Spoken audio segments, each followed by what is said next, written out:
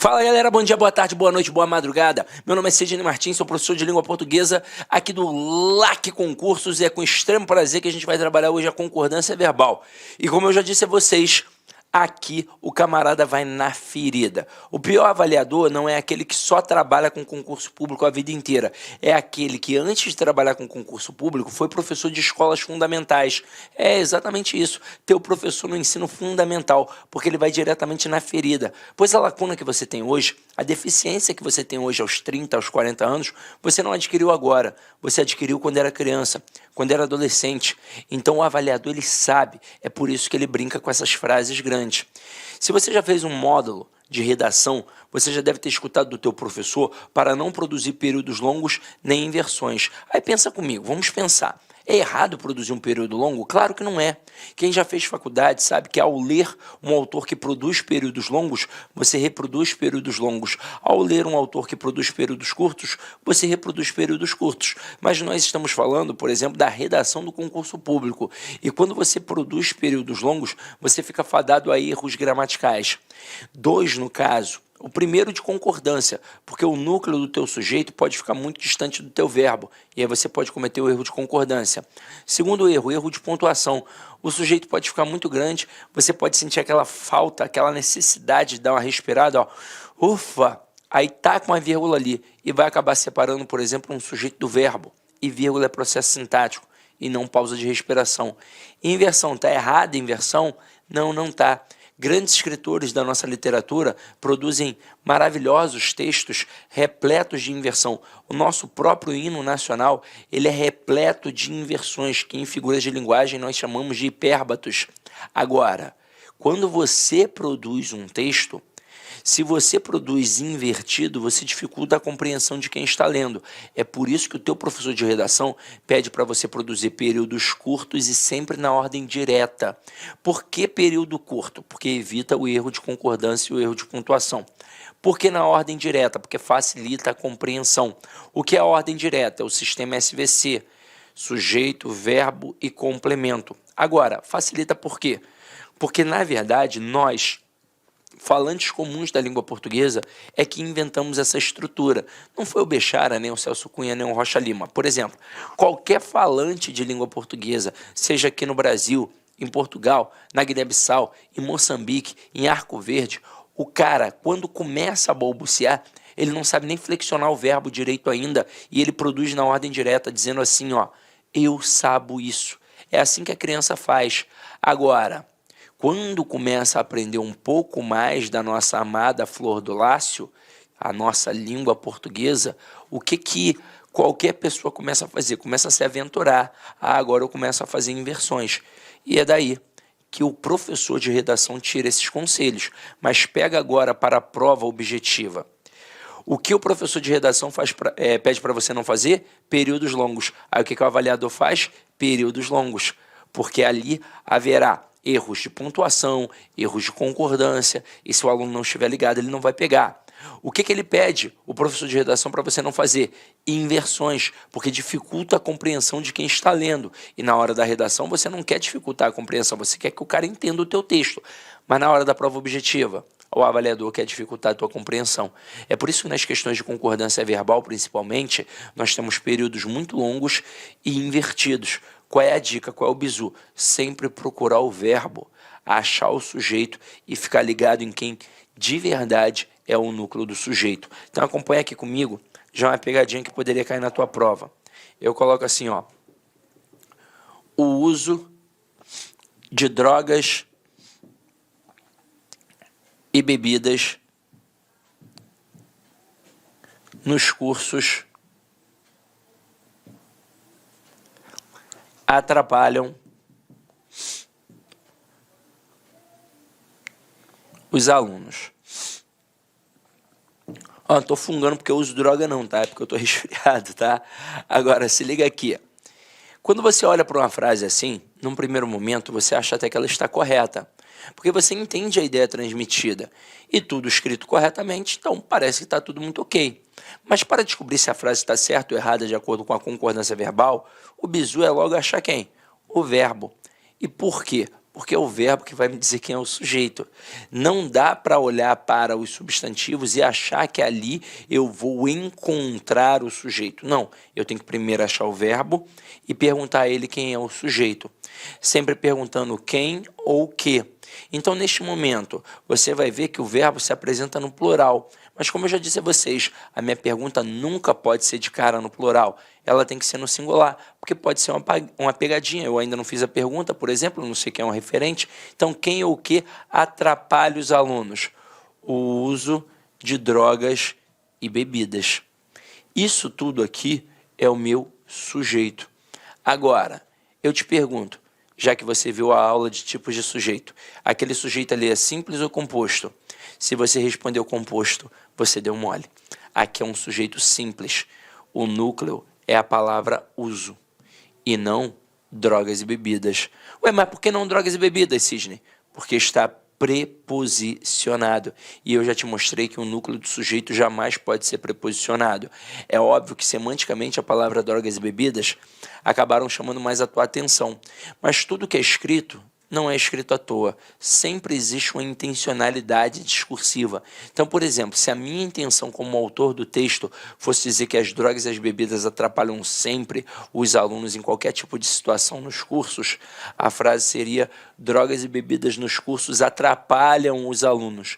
Eu teria um sujeito composto, o verbo ficaria de fato no plural. Para concordar com os dois núcleos, eu estaria exatamente dizendo isso, que as drogas e as bebidas nos cursos atrapalham qualquer tipo de aluno. Agora, a minha intenção não foi esta. A minha intenção foi dizer que apenas o uso atrapalha. Então aqui pode ter um monte de droga, maconha, loló, cocaína, zirê, MD, êxtase, tudo. Aí tu vai falar assim: caraca, você entende de droga, eu sou do Rio de Janeiro, irmão. Vamos lá, tô brincando, ó. Vem aqui comigo. Nesse momento, se eu usar a droga, vai me atrapalhar, obviamente. Porque o uso atrapalha. Mas e se eu não usar? Aí não vai me atrapalhar. Não vai fazer nenhuma diferença na minha vida. Então aqui quem de fato concorda com o verbo é o núcleo do sujeito. Como o núcleo se encontra no singular, o verbo vai ficar no singular. Então a frase correta: o uso de drogas e bebidas nos cursos atrapalha os alunos. Pois o que de fato atrapalha é o uso. Até aí, tudo bem? Então, aqui a gente já começou a perceber como é que funciona o processo. Vamos continuar com as outras frases.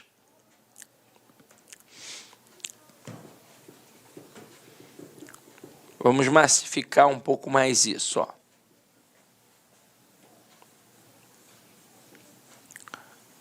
Olha só essa daqui. O som agradável dos cantos dos pássaros acalmam nossas almas intranquilas. No primeiro momento, obviamente que parece certo. Mas vamos lá, vamos descobrir. Eu vou achar o verbo e vou perguntar a ele quem é o sujeito.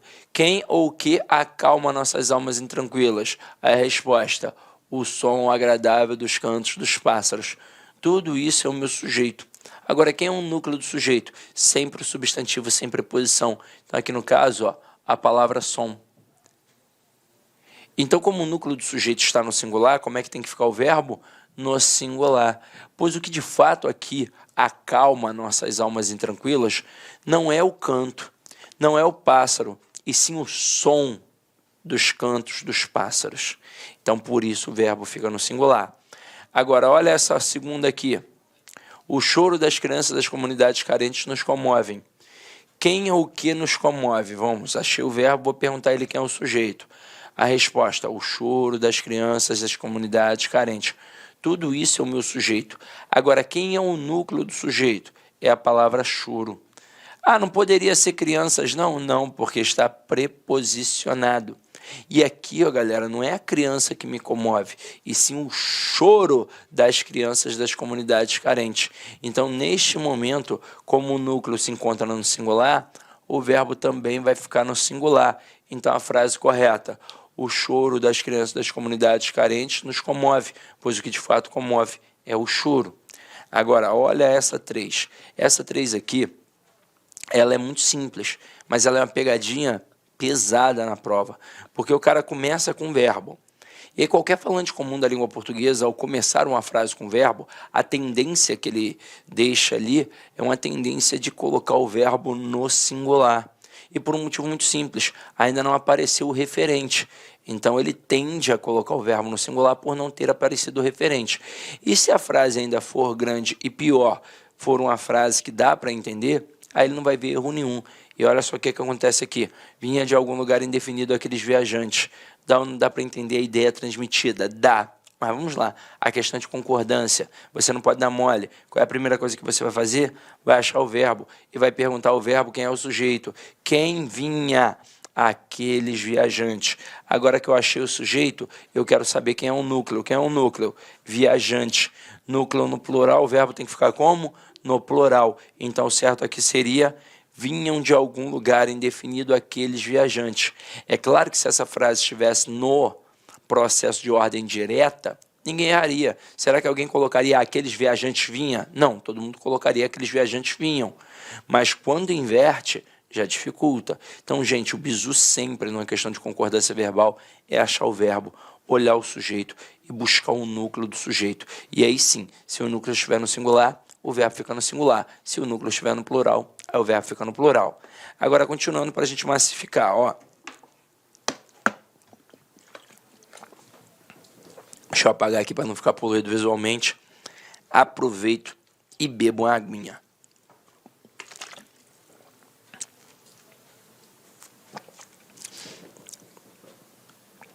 Estou me sentindo até a Gabriela Pugliese. Gabriela Pugliese malha assim, ó, com a garrafona d'água assim, bebendo, ó. Só que o meu corpo não tá igual ao da Gabriela Pugliese, né? Mas vamos lá. Aqui, ó. Ocorreu mudanças significativas durante o processo eleitoral. Que tipo de candidato ainda confunde isso? O cara que acha que o verbo haver, o verbo existir, ocorrer ou acontecer são impessoais. Mas você já viu na aula de tipos de sujeito o verbo haver no sentido de existir, ocorrer e acontecer é impessoal. Ele obrigatoriamente fica no singular.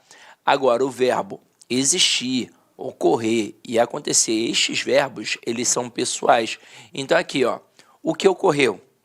Mudanças significativas. Núcleo, mudanças. Então tem que ser ocorreram mudanças significativas durante o processo eleitoral. Na próxima, o homem humilde tem certas necessidades que as pessoas abastadas não têm. Galera, verbos ter e vir são verbos muito presentes nas provas de concursos públicos, até porque eles são fronteiriços entre a concordância verbal e a acentuação. Na verdade, é mais concordância verbal do que qualquer outra coisa, porque aqui vai entrar o acento circunflexo, que é um acento diferencial para marcar a pluralização na língua portuguesa. Pluralização. Então eu coloco assim, ó. O homem tem problemas. E os homens têm problemas. Observe o que acontece na primeira frase. Eu quero saber quem é o sujeito. Eu pergunto para quem? Eu pergunto para o verbo. Então aqui, ó, o verbo. Quem é que tem problemas? O homem. Isso tudo é o meu sujeito. Agora, quem é o núcleo? Homem. Núcleo no singular, verbo no singular. Então, tudo ok. Agora, na segunda frase. Quem é que tem problemas? Os homens. Isso tudo é o meu sujeito. Agora, quem é o núcleo? Homens. Núcleo no plural. Verbo tem que ficar como? No plural. E eu não posso deixar um verbo no plural igual um verbo no singular. Tem que ter alguma coisa para diferenciar. E o que vai ser? O acento circunflexo. Então, galera, na língua portuguesa, o acento circunflexo sempre vai ser a marca da pluralização.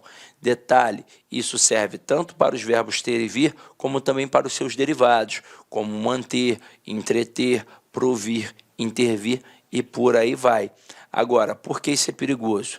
Porque na hora que você lê em voz alta, por exemplo, você sequer chega a perceber a diferença, porque a grafia é igual e a pronúncia é igual. Então, o bizu que eu te dou, está fazendo questão de concordância verbal, achou ali verbos ter ou vir, ou então um derivado, olha logo para ver quem é o núcleo do sujeito. Esse acento circunflexo aqui, só se o núcleo estiver no plural. Então, volta aqui para a frase, ó.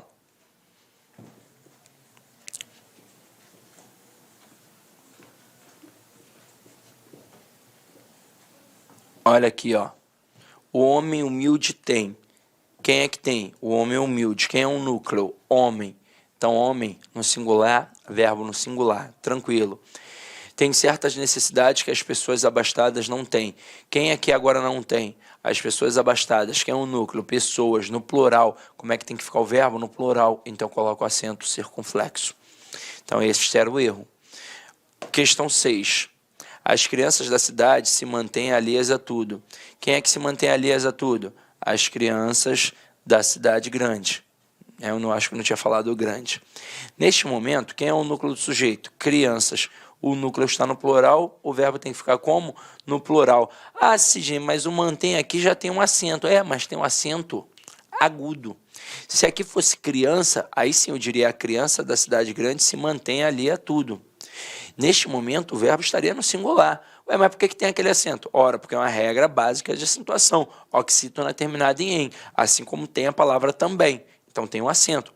E acento agudo é só um pauzinho, então não tem como você confundir. Só um pauzinho é singular.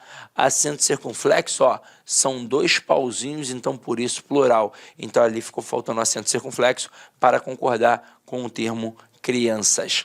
E com isso, a gente fecha a primeira pegadinha da tua prova. Agora a gente vai começar a falar de outras pegadinhas possíveis. Então vamos lá. Próxima pegadinha aqui, ó, é em relação ao sujeito composto. Existe a possibilidade de nós termos aqui 2 tipos de concordância. E vamos trabalhar isso agora com calma, ó. Presta atenção no que eu vou te falar. Olha essa primeira frase. O gato e a gata miaram. Isso aqui está na ordem direta, em que eu coloquei primeiro o sujeito composto e depois o verbo. Quando isso acontecer, eu vou ter aquilo que eu chamo apenas de concordância gramatical. E o que é a concordância gramatical? Uma concordância baseada na soma. É a concordância natural de qualquer falante comum da língua portuguesa. Então, se é baseada na soma, o verbo obrigatoriamente vai concordar com os 2 núcleos do sujeito. Por isso, o gato e a gata miaram. Não existe outra possibilidade. Agora, quando eu coloco na ordem invertida, quando eu começo primeiro com um verbo e depois eu coloco o sujeito composto, aí eu tenho 2 tipos de concordância, tanto a atrativa quanto a gramatical. Então aqui quando eu digo miaram o gato e a gata, eu tenho a concordância gramatical, em que o verbo vai concordar com os 2 núcleos, por isso miaram o gato e a gata. Agora, eu também posso ter a concordância atrativa, e aí vai dar a expressão miou o gato e a gata, em que o verbo agora concorda apenas com o núcleo mais próximo. E aí se liga só na parada que eu vou te falar.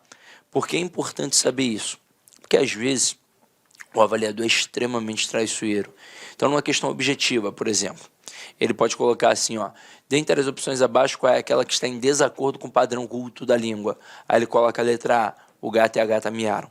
Letra B, miaram o gato e a gata. Letra C, miou o gato e a gata. E na letra D e na letra E, vai falar outras coisas completamente diferentes do papagaio, do periquito e por aí vai.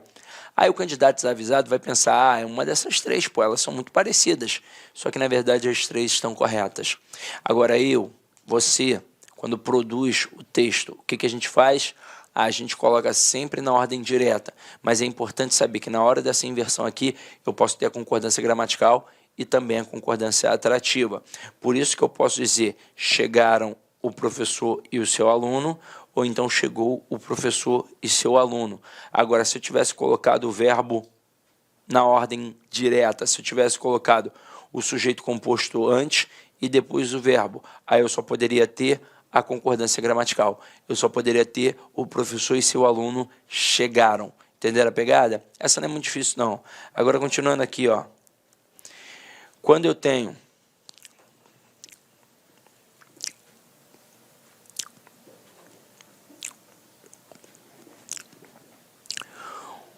um sujeito composto ligado pelo conectivo ou, eu vou ali, na verdade, avaliar dois aspectos semânticos, o da exclusão e o da simultaneidade. O que seria exclusão? Eu tenho aqui um grupo.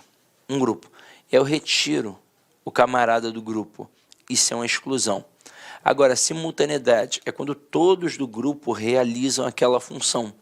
Então, aqui, ó, quando eu digo João ou José casará com Maria, pelo padrão cultural da nossa sociedade, não são os dois que vão casar. Ah, mas meu vizinho, ele tem duas mulheres, Sidney. Ele é casado com duas mulheres. Não, ele fez uma união poliafetiva. Casamento na igreja ainda não rola.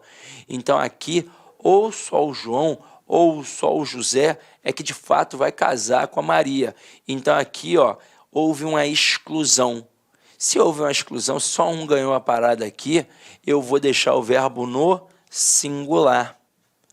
Agora, quando eu coloco muito frio ou muito calor podem matar o bebê, aqui de fato não é só o frio ou só o calor, aqui os dois podem matar o bebê. Então existe uma relação de simultaneidade. Com isso o verbo obrigatoriamente fica no plural.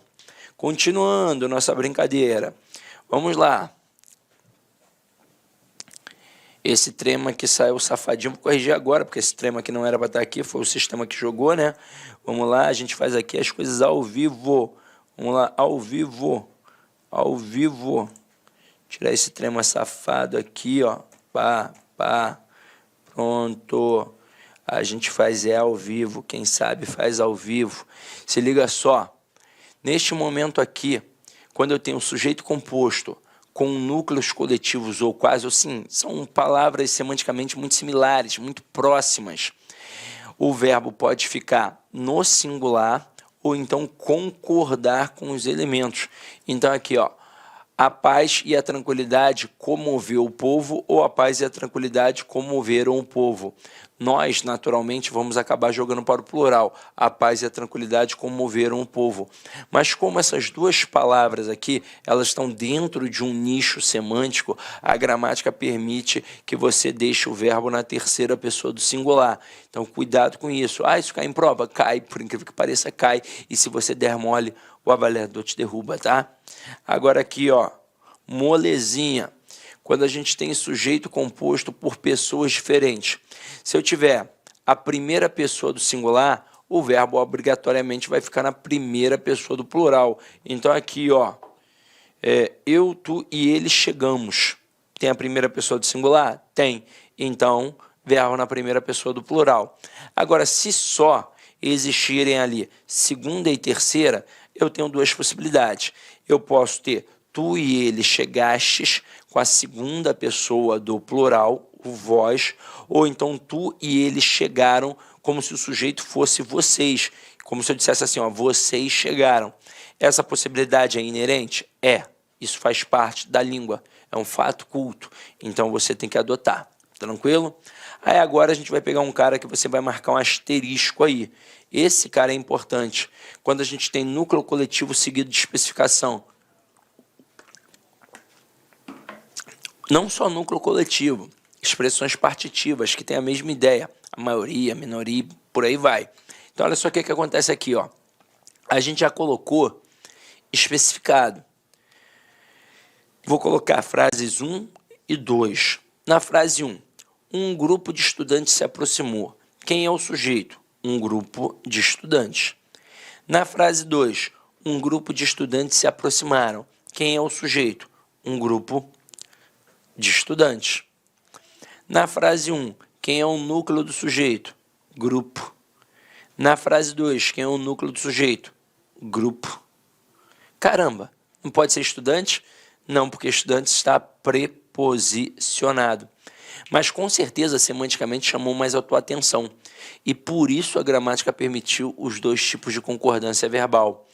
Na primeira frase, a gente tem aquilo que a gente chama de concordância gramatical, que é uma concordância baseada na soma. Ou seja, o verbo vai concordar com o referente. E quem de fato é o referente do verbo é o núcleo do sujeito. Então aqui, ó, o núcleo é a palavra grupo. Tudo bem que indica uma coletividade, mas estruturalmente se apresenta no singular. Então, portanto, o verbo fica no singular. Agora, A gramática também permitiu uma concordância atrativa, em que o verbo vai concordar com o termo especificador, na verdade, com o núcleo do termo especificador. Aqui no caso, como esse termo especificador se apresentou no plural, o verbo pode ficar também no plural. Então, posso dizer, um grupo de estudantes se aproximaram. Agora aqui, essa concordância é facultativa. Então, tanto faz dizer um grupo de estudantes se aproximou ou um grupo de estudantes se aproximaram. Tanto faz. Aqui não há a menor diferença. Agora, pode ter pegadinha na prova? Pode. Se o cara colocar assim, ó.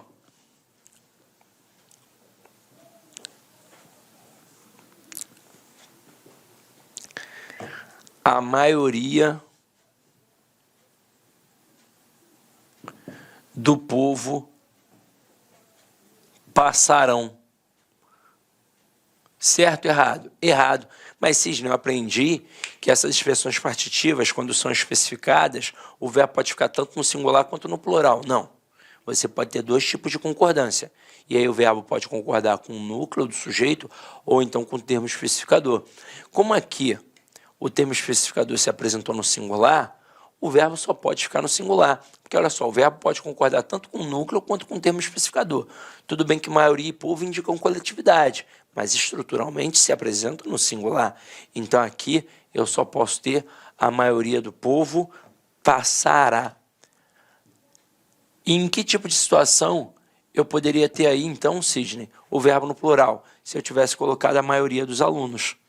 Aí, se eu tivesse colocado a maioria dos alunos, eu teria dois tipos de concordância. Uma concordando com maioria e outra concordando com alunos. Então, eu poderia ter a maioria dos alunos passará, ou então a maioria dos alunos passarão. Agora, e se o avaliador estender a questão e perguntar a função sintática desses especificadores? Sempre, eu disse sempre, vai ser adjunto adnominal. Sempre, sempre, sempre, sempre, sempre, tá? Então, anota aí. E agora a gente vai para o próximo, ó. O próximo tem a ver com pronomes de tratamento. Mas isso aqui é molezinha, né, galera? Vamos lá, ó.